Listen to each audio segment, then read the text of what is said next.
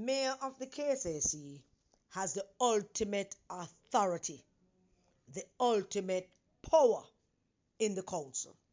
The mayor, nobody else. I suspect it is the mayor all over the country that has the ultimate power, the ultimate authority in all of the councils. If it was not for Mark Golding and Dayton Campbell's behavior in trying to practice election denying in our electoral system by running around shouting at the top of their voices about things that them did not win and what they believe that they should be and trying to change results of elections. Without that, people like Delroy Williams would not be coming up with these foolishness that Mr. Williams come up with, trying to see if him can trump the mayor. The mayor has the ultimate power. And Mark Golding and Dayton Campbell open a can of worms and such that now leave Mr. Williams to be attempting to suggest that power in the KCC should be shared. Hello everyone, Karen Cecilia here. Boy, it's hot, and the heat and the smoke from Riverton City, that combined, I'm hiding. I'm hiding from the heat, and I'm hiding from that soot and the smoke that's coming up to Jerusalem. So I want to talk to you a little bit about Mr. Delroy Williams, the former mayor, who's now deputy mayor of the Kingston St. Andrew Metropolitan Corporation, and his angst that he's having because he's lost power. Because all of it boils down to losing power and wanting power. Now, Mr. Williams have been harping about the decision taken by the mayor to name the finance committee as he sees fit, and to put the amount of person on the finance committee as he sees fit. The Local Government Act states that the finance committee should be made up of no less than 20 members of the council. No less than 20 members of the council. Over the years and previous administration, I would imagine, I don't know if Mary Atkins practiced that, but Desmond McKenzie did. Desmond McKenzie had all 40 councillors on the finance committee. Angela Bromberg had all 40 councillors on the committee. My own feeling about that is that's a practice that serves egos and is created by mistrust. And having all 40 of them on a committee that is responsible for the distribution of resources by each division, it does not serve the people well. Because clearly by having all 40 of them there to watch the money, to make sure everybody get a fair cut, to make sure that them get where them need, over division bigger, who have the more problem, who have the most drains, who have the most gullies.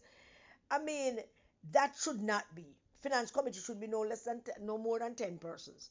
And there should be a level of trust that those who have the most gully and the most drains and are connected to the main roads and stuff like that would get preferential treatment. But them can't operate like that. That is just a pipe dream on my part. Them can't operate like that. Everybody wants to be there to see how the money is. I do hope that the councillors, all 40 of them, who want to sit on the finance committee, I hope all 40 of them dealing with the matter of a preparation for an earthquake.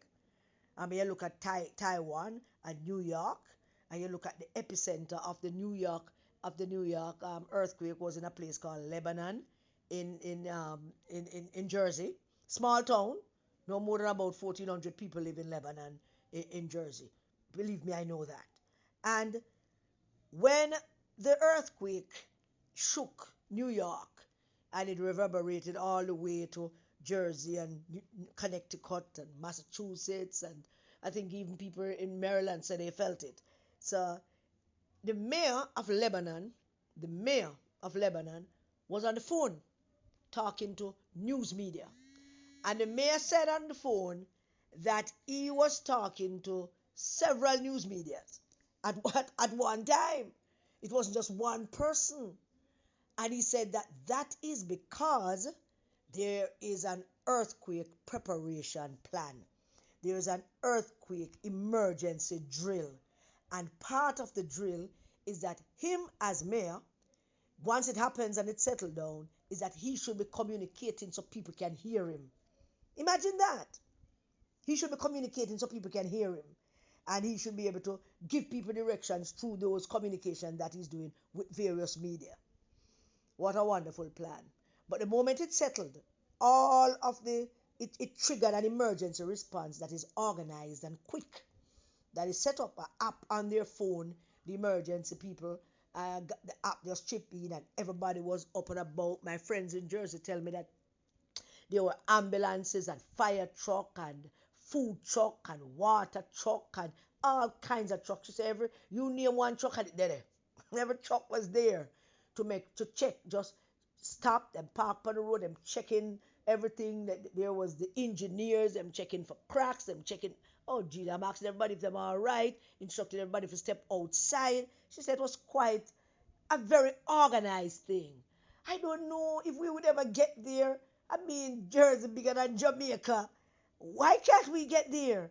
Why can't we have an emergency earthquake? I mean, we have a pretty good hurricane response, which is I should say we have a pretty good hurricane response. We need an earthquake response plan, and the mayor and the whole 40 of them down there, them need to depend on that committee and put that together to stem off any kind of damage and devastation. Taiwan was lucky. There was considerable damage, but not the devastation that was seen elsewhere, like in Turkey and Syria. Taiwan was what, 7.4, yeah? And in New York, the 4.8 was, just a shake, it rock things. So I hope that the 40 of them down there want to sit on the finance committee. I hope they are in there making plans and putting emergency operations in place to deal with such a catastrophe should it occur.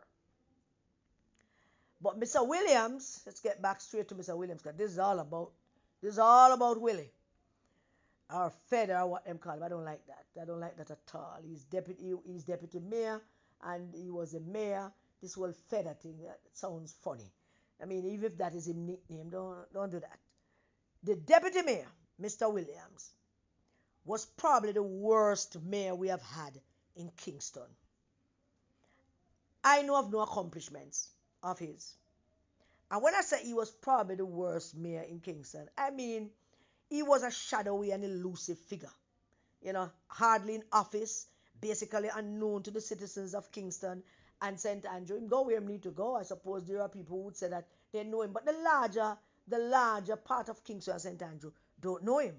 Desmond McKenzie can not only boast of accomplishments, which he can boast of, because Desmond McKenzie had a lot of accomplishments, much of which I cannot even reiterate to you right now. I never going to look back to see one of them.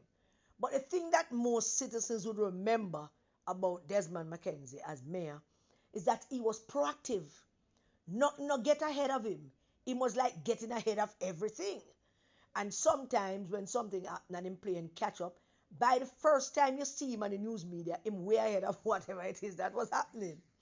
I mean, he was out there in his James Brown, suits and those ties that would hurt your eyes. I mean, you have to hide from those ties. And so Desmond was up and about, and everybody knew him. Nobody knew this mayor, the former mayor, Mr. Williams. Nobody knew him. Plus, he was micromanaged by the Holnesses, primary Mrs. Holness. Mr. Holness was his MP, so there will be some level of correspondence between the two of them. But he was managed. He was managed and made to do whatever it is that they want him to do. He had the power for mayor. He had the power of mayor for 8 years. The last 4 years of that 8 years, none of them was elected by the people. They should have been in power for 8 years. For 4 years, my apologies. They should have been in power for 4 years, but they were in fact in power for 8 years. They were basically illegal and illegitimate, but everybody can do them fancy work in the parliament, and the postponement of the elections kept going on while nobody considered that nobody elected these people. And I'm going to tell the citizens of this country that mayors can be impeached and councillors can be recalled. You don't like how your councillor operate, him not deliver the goods to the division, you can recall him. The constitution, that is in the constitution, you can recall your councillor. And I'm going to give you an example of how people recall members of council. So he had that power, and basically he's now antsy about how Swaby running things. And I don't get it. I don't get it from Deputy Mayor Williams.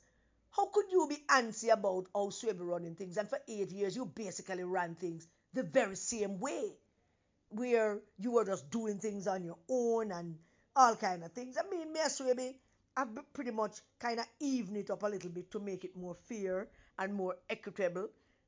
Mayor Swaby is trying to be fair and balanced, and maybe he's doing all of that in recognition of the unusual balance of power that is now in the KSAC.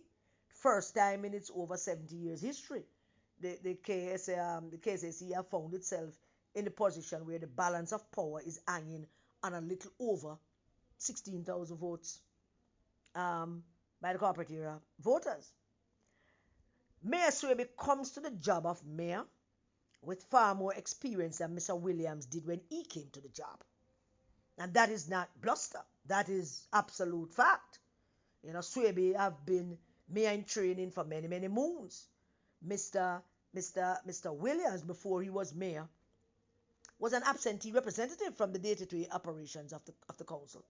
He was hardly in council, barely attended any committee meetings. I mean, he would go to council meetings, but he barely attended any committee meetings. His attendance record at committee meetings were dismal, and I have them right here in front of me. His participation in council affairs were non-existent, so much so that when he became mayor, that became clear. The missteps and the mistakes that he made clearly showed that he lacked the experience to be mayor. And those are experience that he could have gained had he been an active participant in the council. But he was not an active participant in the council based on these records. And I mean, nobody not tell a lie but him. This is the record, that he was absent most of the time. Yes, the tie of 2020 seat is uncharted waters. It is. But it's history. And history don't choose when and how and why and what it should record as history. This is history. It's the first time. But the success, or the lack thereof of success, will be recorded in the history books for better or worse. And that is going to be up to all 40 of you, how history record this moment where the council, for the very first time in its life, became a council that is tied, and how you operate and how you deliver service and how you actually start governing at that time. Now is an opportunity to start governing. But the tie, though a fluke in history, it does not suggest that there should be shared power, which is what Deputy Mayor Williams is suggesting. No such thing as shared power, Mr. Deputy Mayor. It's not shared power. The Deputy Mayor and his councillors are not entitled to any sharing of power. No 2020, no 1010, no 55, no 50, no, you go again, whatever, brings it to the 40, right? None of that. No 15, 18, none of that. To bring it to even. Yes, 15, 18, don't give it a year. But no 2020. Let me repeat that. No 2020. No 1010. No 55 to even up any committee. That is not how power works, Mr. Williams. You know you did it. You know you had 8 years. I mean, for the first 3 years, you basically was practicing. And then by the time the fourth year come around, you were a pro. You were an absolute pro. I mean, there were times when you do things that consult with nobody. The prerogative of the mayor. There are times that you make decisions and then after the fact you consult with the minority leader. The prerogative of them. It's rude, and I hope Swaby don't do that. But it's also the prerogative of the mayor. It's rude. It's rude to make decisions and then afterwards you consult with the minority leader. You're the mayor. You can take decisions and inform the minority leader before it becomes public and you took this decision. And that is basically a matter of respect to the minority leader and recognizing his position as minority leader. It is solely the prerogative of the mayor to decide on committee and assignments. And if any of you in there that do not like that power that the mayor has, one of the councillors who can change it. And I don't like it, then change it. But none of you down there are interested in any kind of governing and actually doing legislative work, because the thinking on work is whatever it is on doing now. With the drain cleaning and gully cleaning and bushing and money for this and money for that. I can't even get enough to collect some cars or park up in the damn place from Wapikill fill up almost 2 years now. I didn't ask any favors of anybody. I went down to the KSAC. I found out what is the process to get them to send a record to come move some vehicles, and I went through that process. I went upstairs, that diggity little building that looked like it can fall apart any minute, and the young lady wrote down everything and gave me a number and a stick it. I still have the number, and that's the number I should quote when I call to find out when the record is coming. Well, it's almost 2 years now. I suppose the record is still coming. It's almost 2 years now. If governing was taking place, if the councillors really had power and they were governing, because the power was given to them by the people to go govern, but them don't seem to understand that them have responsibilities to govern. Them think is that them behave like second-class citizens, and so they are treated like second-class citizens. Central government treat councillors like second-class citizens, and that is primarily because them behave like that. They behave like them not supposed to be governing. Them supposed to down there walk around out fire like firemen. That's how they was going. Them behaving like that. So the people elected you to govern at the local level. For whatever reasons, it was never considered to be governing. But yes, the people elected you to govern. But it's governing. It's governing. Whatever we look at it, governing the drain cleaning, governing the Riverton dump, governing the gullies, governing the traffic light thing, whatever it is that you're in charge of. It's governing. But none of you have ever taken it given the seriousness it requires to actually start governing. Our local government councils are like, it's akin to council assemblies in almost every part of Western democracy. Everywhere in the world, school boards, county boards, boards of elections, as in the case of the US. And to some respect, there are some parts of Canada that also have that board of election thing. Canada have the same kind of municipal government that we have, over 4,500 of them. Canada have what? 3 territories?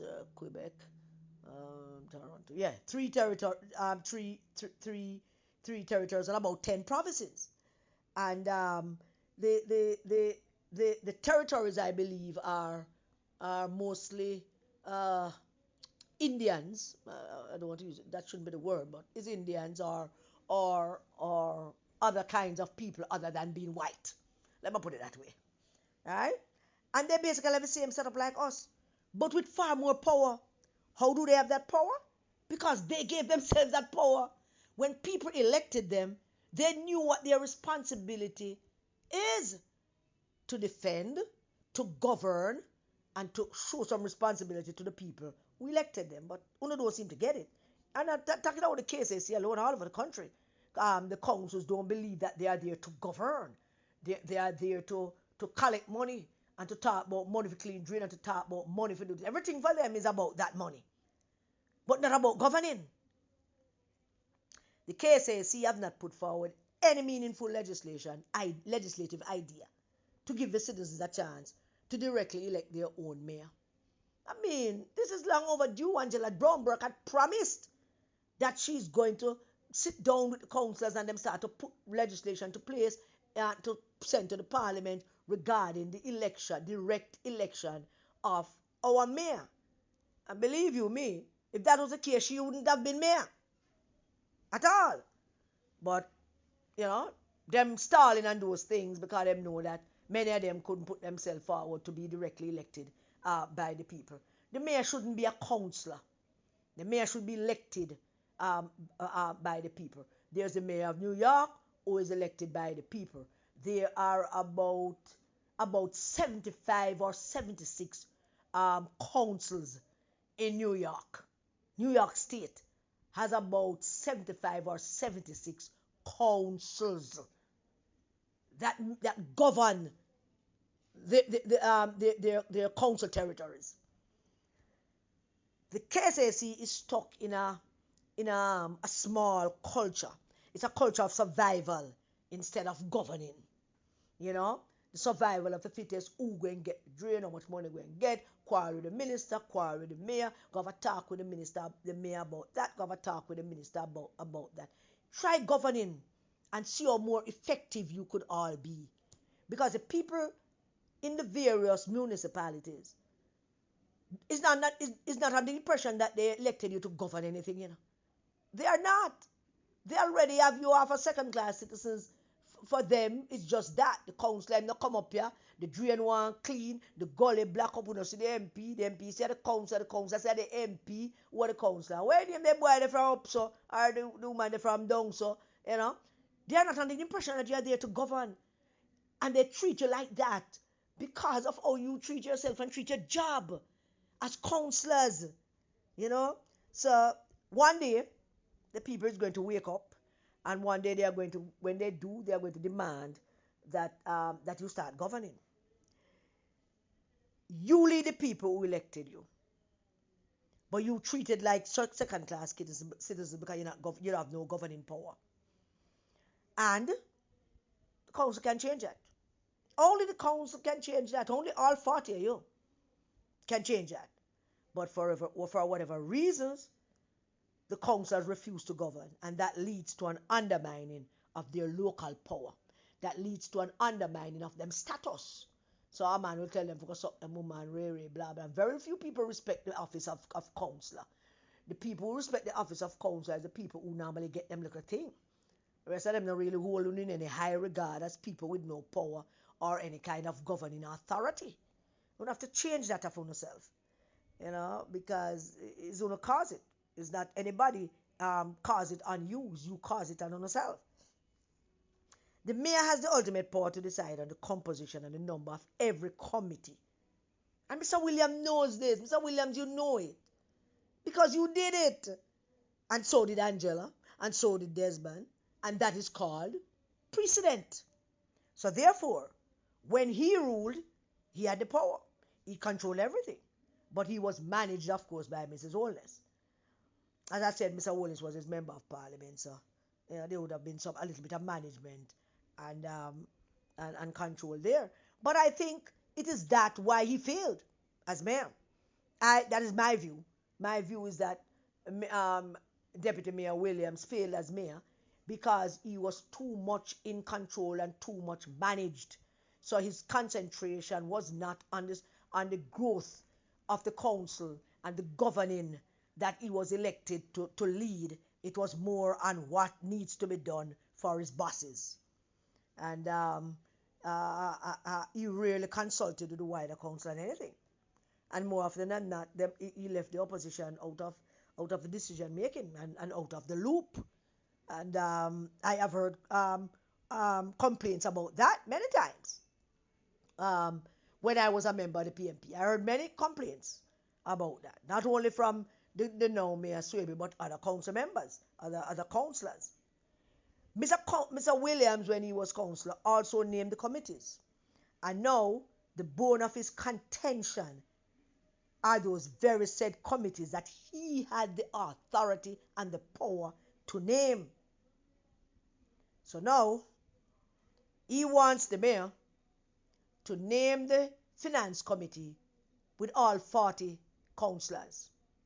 And he cite that as being that him have 20 and the PMP have 20, and him think that is shared power. No, Mr. Williams, there's no such thing as shared power. One man a rule, one man a lead, and the other man there taking instructions. That's how it worked. That was how it was under you. Don't forget that. Because when you became mayor, you had 21 council seats. When Mr. Williams became mayor, he had 21 council seats, the PMP had 19. And at that time, all 40 of them sat on the finance committee. But Mr. Williams had the edge because he had 2 over. The PMP operating at 19, he was operating at 21. Then when Carrie Douglas crossed the floor, he had 22. PMP was reduced to 18. Then Venetia cut, and it went to 23. He had 23. And the PMP had 17. And that's a 6-person difference. What is Mayor Swaby doing now? Mayor Swaby has decided that the fair distribution of committee members, where he seemed to, I don't know, I'm not drawing any conclusion. I am wondering if the 33 members disparity have anything to do with the 33 members he has named to the finance committee. What if none of the new councillors on it, which they shouldn't be? None of them should be on it, actually. Them are new councillors, them for learn the ropes and learn how to represent them seats, and maybe give them, since them bright enough to make argument about they are the brightest class that ever came into the KSAC, since they made that comment, and give them some bright work for do. Let them go start work on the legislation for the people of Kingston and St. Andrew to elect their mayor. Let them go start work on some governing legislation. Let them go start work on some plans to deal with earthquake and such the like, because since them have boast up themselves, they are the brightest class ever elected, well, give them some bright things to do.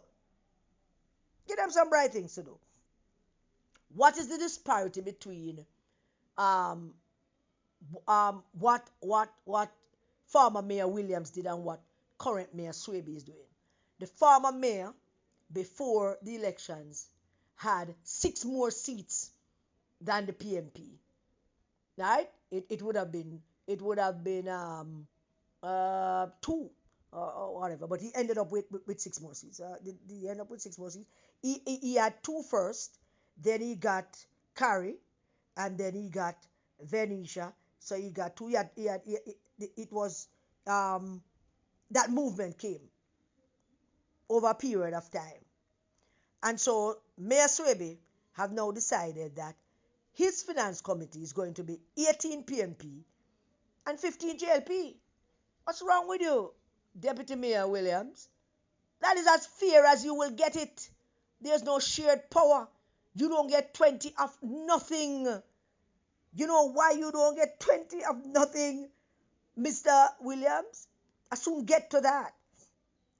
There are no shared power. There's just responsibility. Shared responsibility.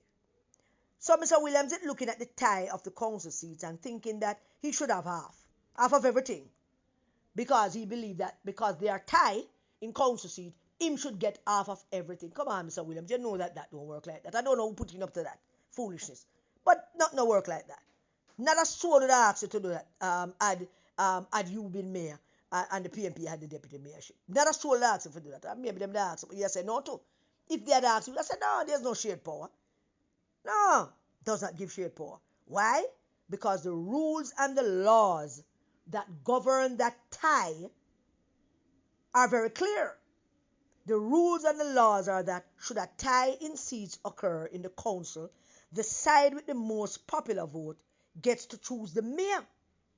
That side in this first in our history tie is the PMP with a popular vote margin of over 16,000 votes. Not 6, not 16. 16,000 more voters went out and voted for the PMP candidates. You know how that works, right? It means that you get more votes in Tivoli. All of West Kingston, you get more votes than the PMP candidates. Right? Okay.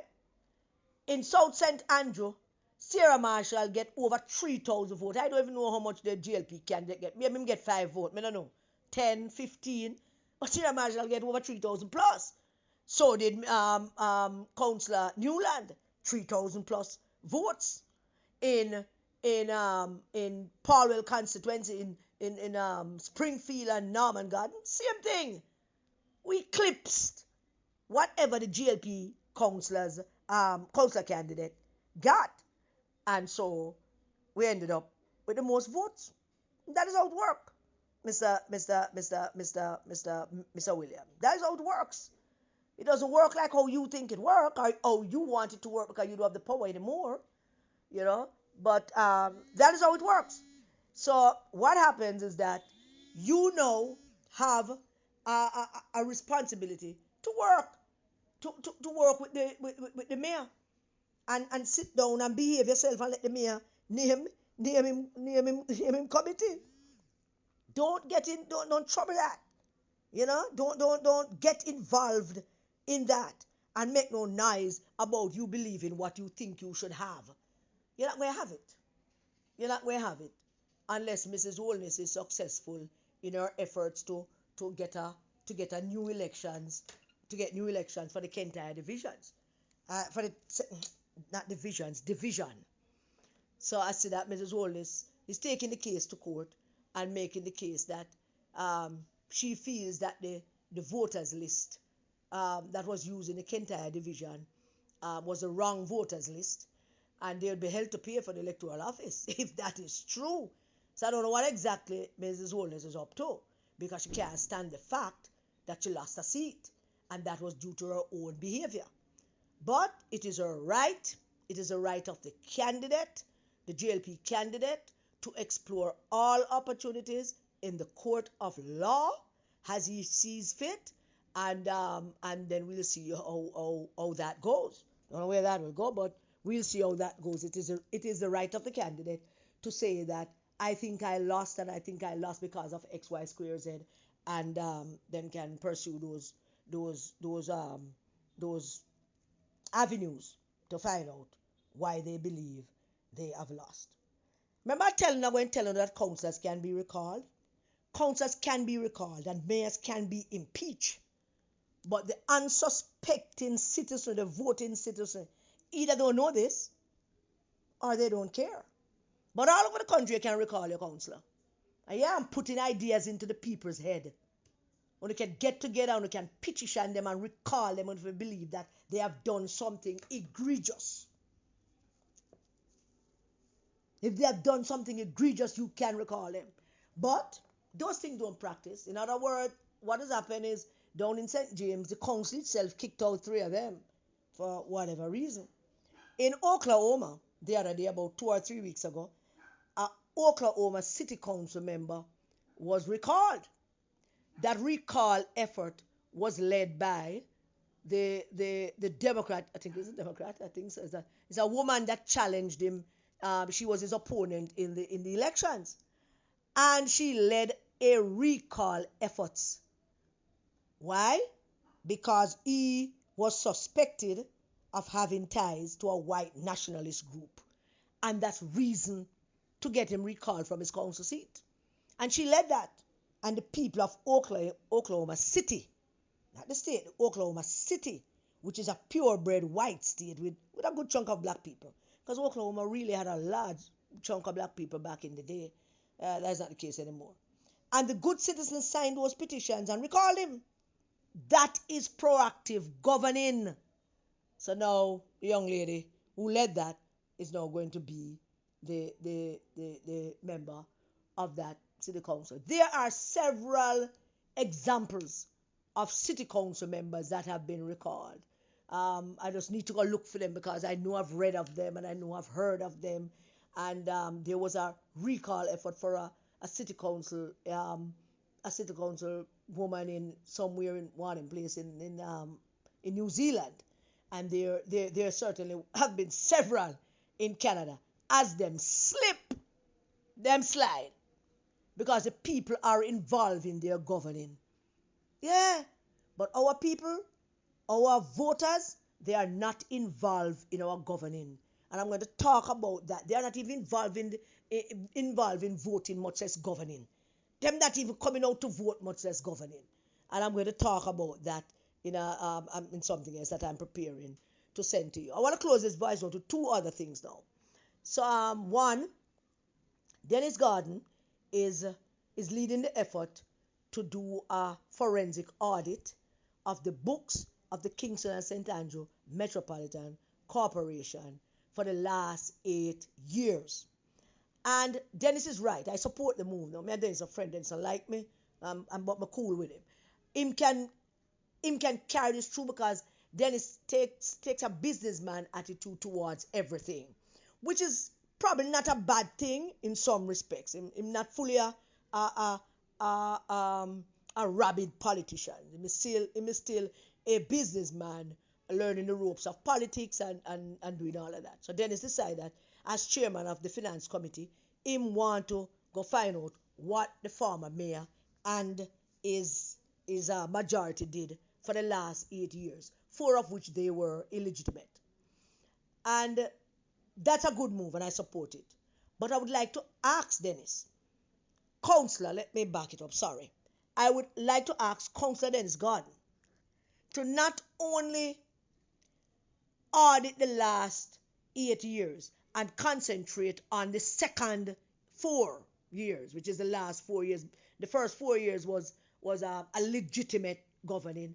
The next the 4 years after that was illegitimate. They were there, they were not elected by anybody.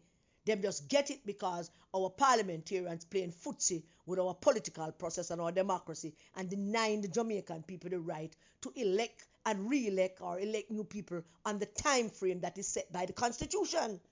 And they keep pussyfooting around all of that so that they can keep their power and their maneuvering antics to always one-upping each other with power. Everyone them junk and power, and they allow that to happen. But Councillor Dennis Gordon should go back to as far as 2012 when Angela Brownberg took over the council. You don't want to do an audit of just the last 8 years because it's going to seem partisan and it's going to look like a witch hunt. It might not be, and I'm sure with Dennis it is not, but it's going to come across as that way. That's a witch hunt that you're going after the JLP mayor who was running things for the last 8 years.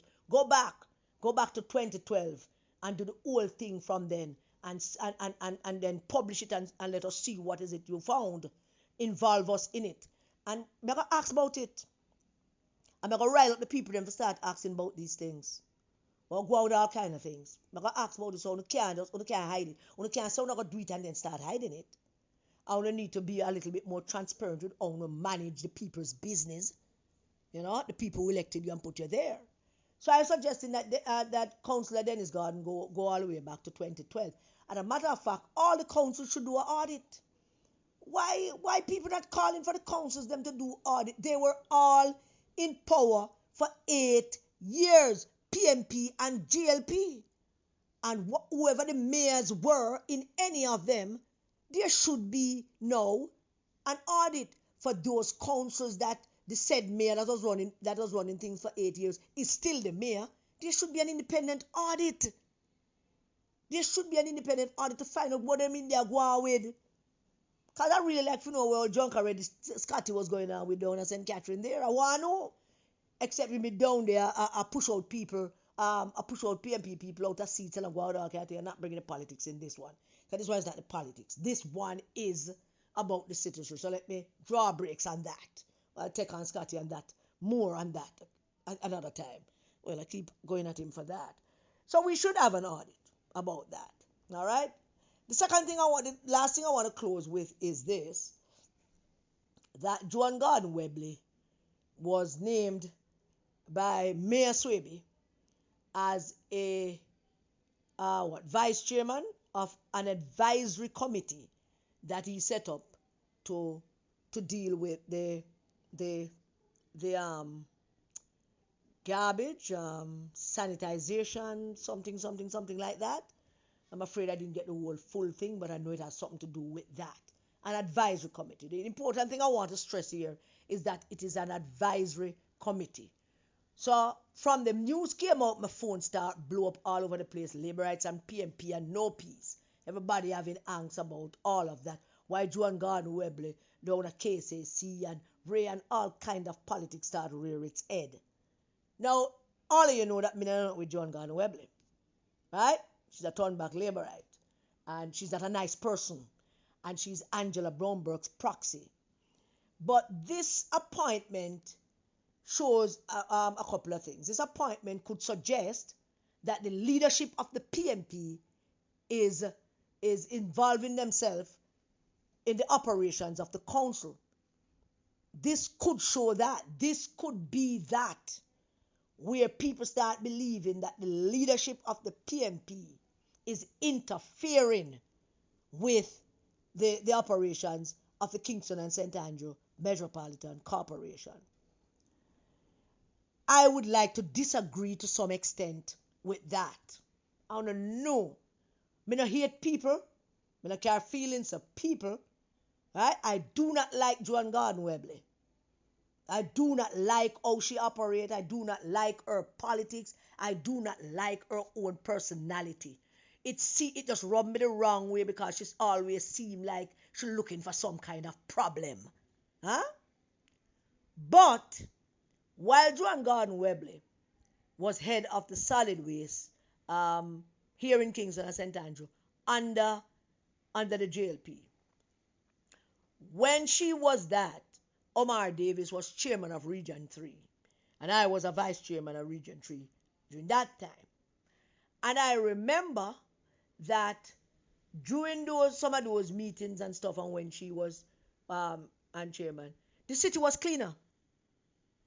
Now, many people might not remember and might even disagree. The city was cleaner. When I take that from her, when I lie about it, I wish it wasn't the truth, so I could have just lick her over, but it is the truth.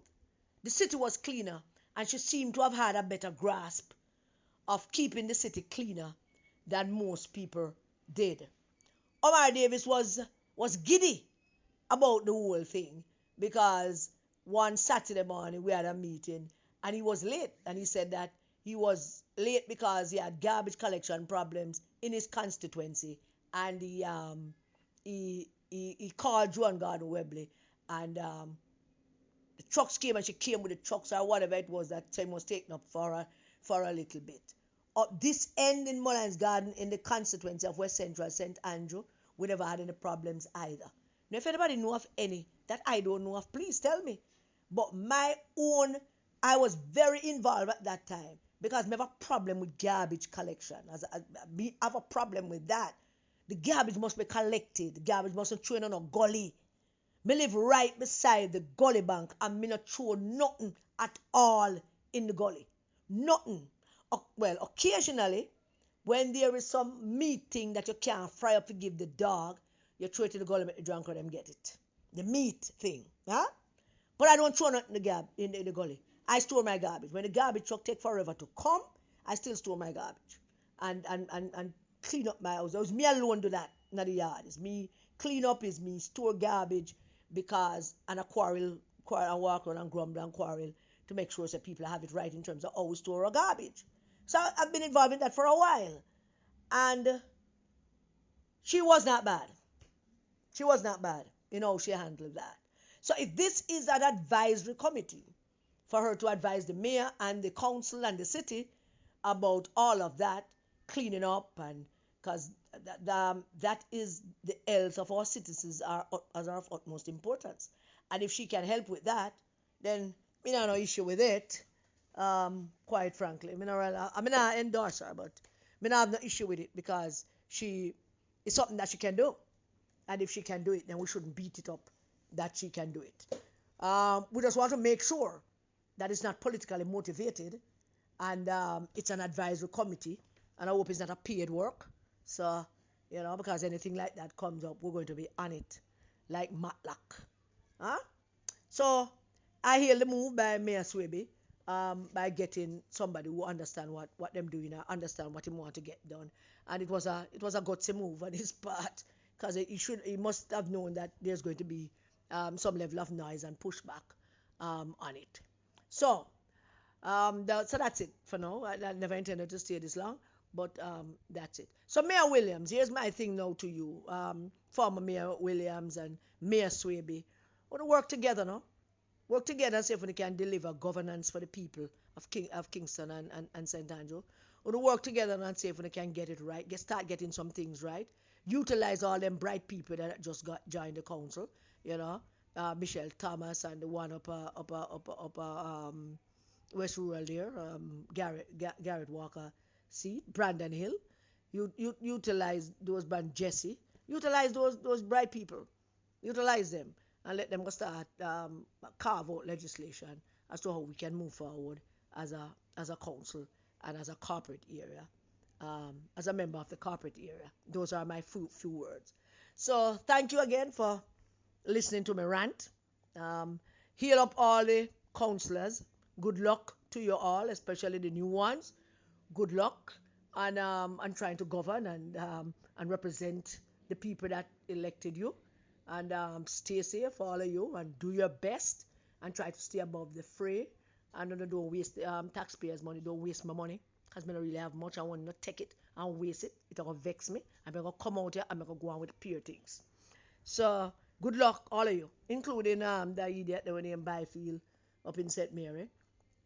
And want to stay safe and do the best because we only have 4 years. And 4 years is week after next. So I'm going to need to buck up, as they say in Minnesota. All right, so God bless you all. Stay safe, everybody. And please keep the children safe.